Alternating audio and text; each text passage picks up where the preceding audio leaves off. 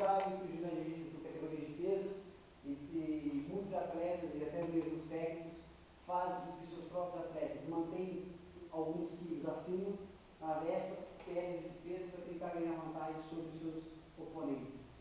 E na literatura, alguns falam que isso pode influenciar o desempenho negativo, outros falam que não influencia. Tudo depende da forma do protocolo como foi utilizado e também sobre o tempo, esse tempo entre a pesagem e o início de combate. E, então, com isso, estão encontrados muitos protocolos, maneiras diferentes de abordar. Todos eles são muito curtos, são 30 saltos, ou 30 segundos de salto, 7 segundos, 50 tensão manual, e com isso o meu protocolo, o nosso protocolo, tentamos abranger um pouco mais para levar ao cansaço mesmo, para ver se vai ter influência ou não, que o nosso protocolo tem um tempo mais ou menos parecido com um combate de judo. E também avaliamos esse tempo de recuperação que hoje, com a modificação das regras, esse tempo vai aumentar. E o tempo de recuperação vai aumentar e cada vez mais vai favorecer os atletas a fazer essa perda de peso rápido. Por que da classe veteranos também? Não tem um estudo sobre isso. Apenas só elite, atletas de elite, jogos elite ou júniors, também tem índice europeu, e comparando os judocas de elite com os judocas regionais ou por hora. Qual o prejuízo da perda de peso? Quando? Como reidratar e realimentar? Em que momento? E o nosso objetivo é verificar se um protocolo de reidratação e uma hora de recuperação minimiza esses efeitos da perda de peso. Verificar após uma alimentação rica em carboidrato em mais de 2 horas, eu consigo recuperar melhor, independentemente da hidratação que foi feita. Sempre foi 2 tipos de hidratação, um com carboidrato, maltodextrina, e a outra placebo, aspartame. Com a perda rápida de peso, diminui o desempenho? Essas são as polêmicas também levantadas. Se uma reidratação com 4% de hidrato de carbono, voltando a repetir, maltodextrina, permite o aumento na performance comparado com o placebo? Bom, aqui está o nosso protocolo, e o desempenho sempre do nosso protocolo. Foi feito em 3 testes consecutivos, tem 10 sprints, o tempo foi apontado pelas células distantes a 15 metros, tá? Temos de fazer 10 sprints e tinha 30 segundos de recuperação, para encontrar o ponto de início. Por que esses 10 sprints? Para mais ou menos comparar com a cadência do judô, sobre os ataques na prova, a quantidade de ataques e o tempo de descanso, que na literatura fala que é mais ou menos de 5 a 10 segundos atacando e mais ou menos de 8 a 12 segundos recuperando. Então, os 10 sprints caracterizou essa cadência de ataque. Depois, logo a seguir, um teste fidedigno e validado, específico do judô, que é o especial judo fitness test. Esse teste é composto por 3 séries, sendo que a primeira série é de 15 segundos de execução, a segunda 30 e a terceira 30. Entre elas, são 10 segundos de descanso, sendo que o Q significa parceiro, tá? Tem que os dois Qs é composto a 6 metros do torinho, o torinho é executante. O torinho sempre vai iniciar o teste no centro dos 6 metros. Qual é o objetivo desse teste? Nesses tempos, nessa série, o torinho tem que fazer o máximo de projeção possível, que é chamado em japonês o kikono. Então, a gente vai fazer o máximo de projeção. 15 segundos, 10 segundos de descanso, 15 segundos, 30 segundos, 10 de descanso e 30 segundos. Sempre que é, sempre medindo a frequência cardíaca, logo ao final do teste e 1 minuto após. Só que o nosso teste tem uma adaptação do importante, projeta. E com isso, ele não visa muito bem o seu parceiro. Ele projetava de qualquer jeito, e por experiência própria, por até mesmo relato de alguns atletas e pesquisadores, falam que não é muito bom, não é muito eficaz para os últimos parceiros ficarem caindo. Lesione e ninguém gosta nem de ficar caindo na turma. Então a nossa brincadeira foi adaptar, que era só levantar. Então eu vinha, fazia a técnica com o seminário, levantava o meu tori, ou o meu guia e já sprintava até o próximo parceiro. Isso sempre eu tinha as 3 séries, e dentro dessas 3 séries eu fazia o somatório para depois a gente utilizar com limites. Tá? A tensão anual foi avaliada por causa do comunicatar, que é as pegas do regimento, e também pela regra nova, agora temos, eu acho que 5 segundos para fazer as 2 pegas, para tentar projetar. Então, com isso, também é uma ferramenta muito específica de judô, muito validada também, e também colocamos ela também para ver a influência que a desidratação tem. E juntando esses 3 testes, dá mais ou menos o tempo de combate como eu tinha comentado inicialmente. Características da morte são judocas veteranos, e isso acima de 30 anos. Tá? Tempo de judô, que é muito importante, para fazer os testes e também para relatar que eles já vivenciaram a perda de peso e tudo. Tempo de judô, 23 anos.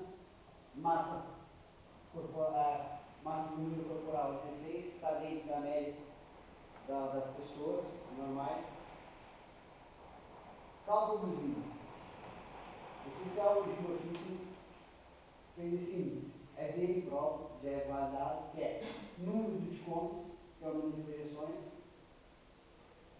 somatória da frequência cardíaca final, mais somatória da frequência cardíaca inicial, dividido pela somatória de projeções, vai ter o número de índice. Quanto menor for o índice, melhor o desempenho do atleta. Com isso, tentamos reproduzir nos sprints, já que também que o tempo de sprint representa a performance. Quanto menor o tempo, melhor a performance. Então, fizemos a mesma coisa, tempo, frequência cardíaca final, mais frequência cardíaca, 1 minuto pós, dividido pelo tempo de sprint. Só que o tempo de sprint, o total de tempo de sprint. Esse 60 foi para balancear o número de pontos, porque quanto maior o número, melhor o desempenho.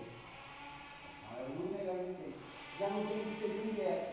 Quanto menor, então eles andariam em sentido contrário. Para balancear isso, colocamos esse 60 para que os dois andassem sempre no mesmo sentido. Porque mais ou menos o tempo de sprint deu em média 32 segundos. Os dois. Os 10, 15, 32 segundos. E o número de pontos deu 28. Então, um ia aumentar e o tempo de sprint ia diminuir. De 2, 31, 30. Então, os dois andarem no mesmo sentido, colocamos 60, que é 32 menos 60, 28. 28 menos 60, 32. Para os dois andarem. O índice de performance, para ver somente a performance dos dois, que os dois índices individual, pelo nosso mundo da moto, não mostrou muita coisa. Nosso mundo da moto foi pequeno, só temos 4 no placebo. Então a gente tentou juntar para verificar se a tendência ou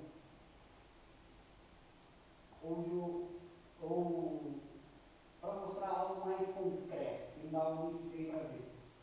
O índice de sprint era o tempo de sprint, que é a performance, mais o número de pontos. Lembrando que o 60 é também para fazer para as duas variáveis serem no mesmo sentido. Tá? E também calculamos o índice de economia no esforço. Esse índice, o professor Marinho pensamos que seria uma boa vantagem para ver a economia do esforço no global. Só que, infelizmente, no nosso trabalho não deu certo. O nosso trabalho comparou pessoas desidratadas no mesmo estado com pessoas alimentadas. Então, fez com que o índice mudasse, alterasse, ficou meio muito mascarado. Então, foi válido, porque vimos que esse índice pode ser utilizado para ver um período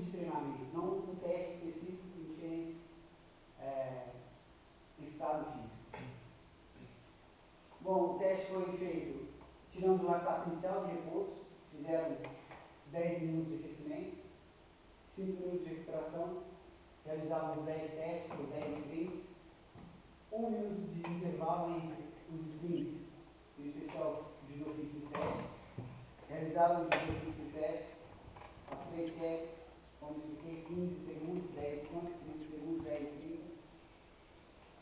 30. Pegamos a frequência cardíaca inicial e minuto após, 1 minuto de descanso. Pressão anual, realizava 3 contrações máximas, e com isso, da 3, tiramos a média delas, e entre elas eram 30 segundos de descanso. E logo após, 3 minutos após o especial fitness test, tirando o lactato final.